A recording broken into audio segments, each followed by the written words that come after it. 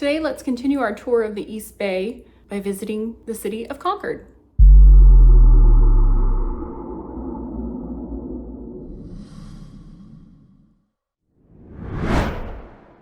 That's right, you heard me say it. It's Concord, not Concord. I know there's other cities in the United States pronounced Concord, but here it's Concord. So let's get right into it. Concord was actually founded in 1869, but it was called Todos Santos, or All Saints, until it was incorporated in 1905 as the city of Concord. There's still a beautiful park in the middle of the city that is called Todos Santos Park. The downtown area of Concord is actually still called Todos Santos Plaza. Concord is the largest city in Contra Costa County with just under 130,000 people, and it sits on 30.5 square miles. It also has what I'm pretty sure is the largest school district in Contra Costa County, Mount Diablo Unified School District. Within that school district, there are 14 elementary schools, 4 middle schools, and 3 high schools. One of which, Mount Diablo High School, is the oldest continually operating high school in California. Concord is what you would probably consider, some would consider, a bedroom community. Most people that live here don't work here and commute to other parts of the Bay Area. The median home price in Concord is about $780,000. Now within that, you're gonna have a variety of housing options from condos downtown to your typical suburban home, some of which were built in the 50s, others are brand new. And then on the eastern edge of town, you're gonna find houses that have maybe bigger lots. You might be able to get an acre or two in that area of town. Now, just because most of the people that live there don't work in Concord doesn't mean there aren't opportunities to work. There is quite a business center here in Concord with a lot of businesses making this their home. Wells Fargo has corporate offices here as well as BevMo.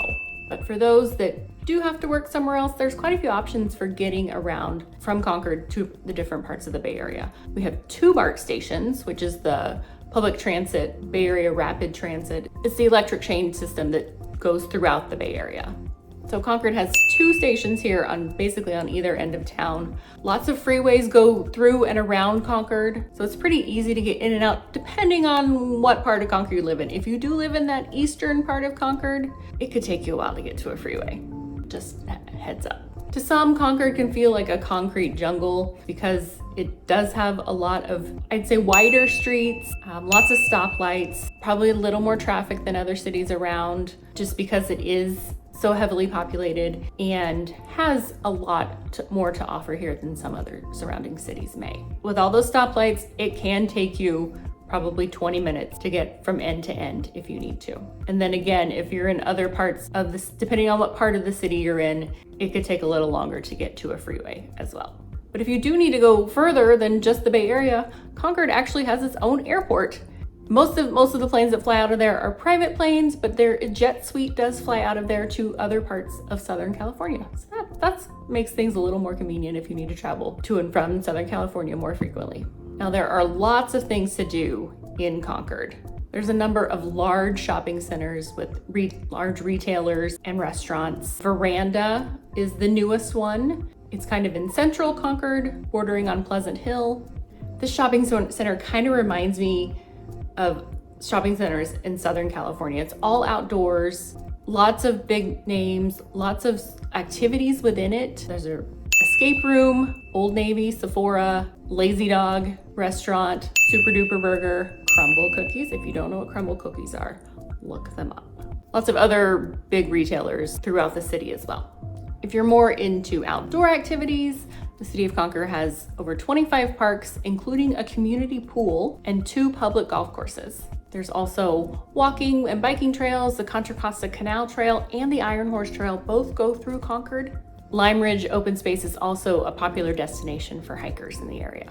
If you're a music lover, Concord is home to the Concord Pavilion, which is an amphitheater that hosts big name concerts every year, and it seats about 12,000 people. So it's one of the larger concert venues in the area. If a smaller venue is more your scene, believe it or not, the Farmers Market, which is held twice a week in downtown Concord, on Thursday nights during the summer, they have a concert series as well, which brings in like really popular cover bands, and it's always a fun event to go to.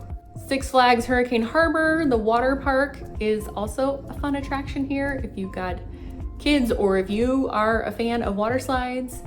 or just need to cool down, because one thing I should mention is it does get pretty hot in Concord.